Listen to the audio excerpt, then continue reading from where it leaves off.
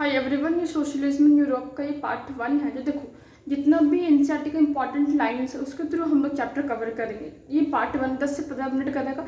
छोटे छोटे वीडियो से ही कवर करेंगे। देखो तो क्या होता है, सबसे पहले स्टार्टिंग होता है चैप्टर का लिबरल्स, रेडिकल्स और कंजर्वेटिव्स। लिबरल्स कौन थे? लिबरल वैसे लोगों का ग्रुप, मतलब कि लोग ही से बस कुछ एक माइंडसेट के लोगों को एक साथ रख दिया, उनको नाम टैग दे दिया लिबरल्स, रेडिकल्स और कंजर्वेटिव। तो जो लिबरल्स में जो लोग का माइंडसेट था वो ये था कि यूनिवर्सल आइडेंटिटी फ्रेंचाइज ठीक नहीं है, कि लोगों को इक्वल वोट देने का अधिकार नहीं होना चाहिए, वुमेंस को वोट देने का अधिकार नहीं होना चाहिए। और वो लोग बस एक ही चीज़ अच्छा था कि वो लोग प्राइवेट प्रॉपर्टी के अगेंस्ट में थे।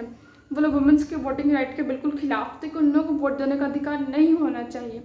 और कहता है, अब आता है कंजर्वेटिव पे। तो कंजर्वेटिव वैसे लोग थे जो उनका ऐसा मानना था कि हाँ, समाज में बदलाव होना चाहिए, समाज के लिए बदलाव अच्छा है, लेकिन किस अति पे कि हम लोग जो मतलब जो पुरानी परंपरा चले हुए आ रहा है, उस जो पुराना ट्रेडिशन उसको बचा के रखे और तब कुछ बदलाव हो, मतलब कि उसके थ्रू बदलाव हो, ठीक है ना, उसको बचा के रखना तब बदलाव हो।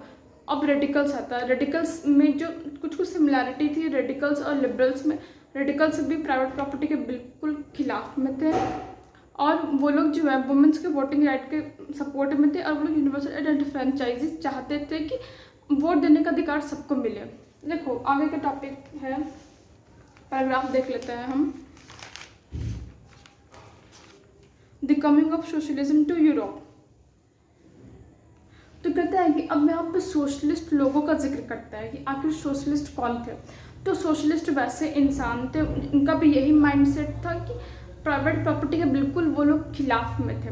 और वो लोग जो है सोशलिस्ट जो लोग थे वो ऐसा समाज, मतलब कि बेसिकली कि समाज को इम्प्रूव करना चाहते थे। अपने जो जो छोटे तबके के जो लोग थे, नॉबिलिटी नहीं, जो पीजेंट्स हो गए, वर्कर्स हो गए, वो लोग उनको इम्प्रूव करना चाहते, उनके वर्किंग कंडीशन को इम्प्रूव करना चाहते थे। तो जो सोशलिस्ट है वो लोग का ऐसा मानना था कि जो इंडस्ट्रियलिस्ट जो लोग हैं वो लोग तो मेन तो उन लोगों को सिर्फ पैसा लगता है, कैपिटल लगता है, लेकिन मेन जो उसका उस चीज़ का जो उनको जो प्रॉफिट गेन होता है, उस प्रॉफिट गेन होने का जो बैकबोन है वो पीजेंट्स है, वर्कर्स है। तो उनको उतना प्रॉफिट नहीं मिल पाता है।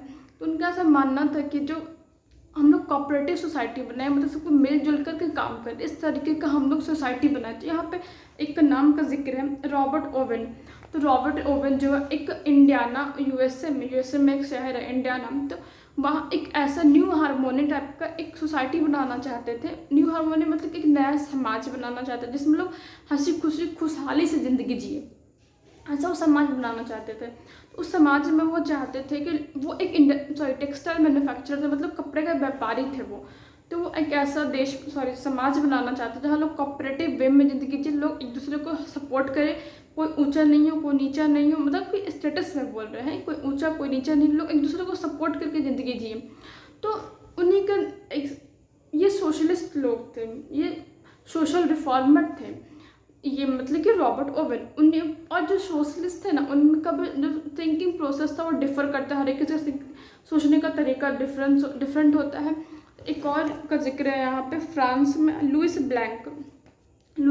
यहाँ पे फ्रांस का जिक्र, फ्रांस के लुइस ब्लैंक है। तो फ्रांस में क्या होता है कि वो चाहते थे कि जो सरकार जो है ये जो कैपिटल इंटरप्राइजेज है उसको हटा करके इस कोऑपरेटिव सिस्टम को इम्प्लीमेंट कर दे, मतलब कि बड़े बड़े लोग पैसा इन्वेस्ट करते हैं और पीजेंट्स को उतना प्रॉफिट नहीं हो पाता है। तो उनका ऐसा मानना था कि ये कैपिटलिस्ट को हटा करके हम लोग कोऑपरेटिव सिस्टम ले आए। तो ये हो गया।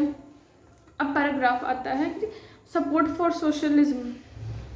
तो कहता है कि सोशलिज्म को सपोर्ट करने के लिए बहुत सारे ऑर्गेनाइजेशन बनाए जाते हैं ताकि जो चीज़ डेवलप हो रहा था उसको सपोर्ट किया जाता है। बहुत सारे ऑर्गेनाइजेशन बनाए जाते हैं। तो कहता है कि इंग्लैंड 20 कंट्री का रिप्रेजेंटेटिव, यहाँ पे देखना पड़ेगा हमको। तो एक ऑर्गेनाइजेशन बनता है जिस ऑर्गेनाइजेशन का नाम दिया जाता है सेकंड इंटरनेशनल। देखो पहले भी बहुत ज़्यादा रिवोल्ट हो रहा था रशिया में, छोटे छोटे जगह पे अच्छे से समाज बनाने के लिए हल्का हल्का विद्रोह शुरू हो चुका था। इस चीज़ को सपोर्ट करने के लिए, सोशलिज्म को सपोर्ट करने के लिए एक पेरिस में एक लोग मिलते हैं, 20 देश के रिप्रेजेंटेटिव मिलते हैं, जिसका एक ऑर्गेनाइजेशन बनता है। उस ऑर्गेनाइजेशन का नाम दिया जाता है सेकंड इंटरनेशनल।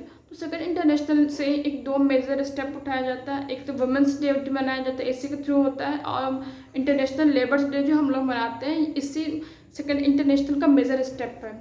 और कहता है कि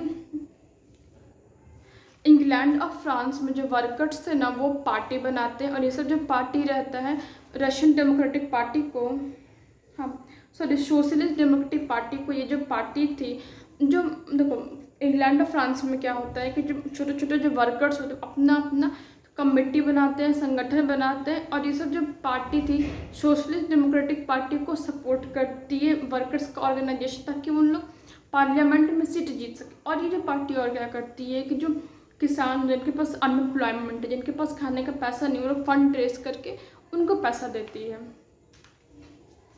तो यहीं पे छोड़ देते हैं अभी।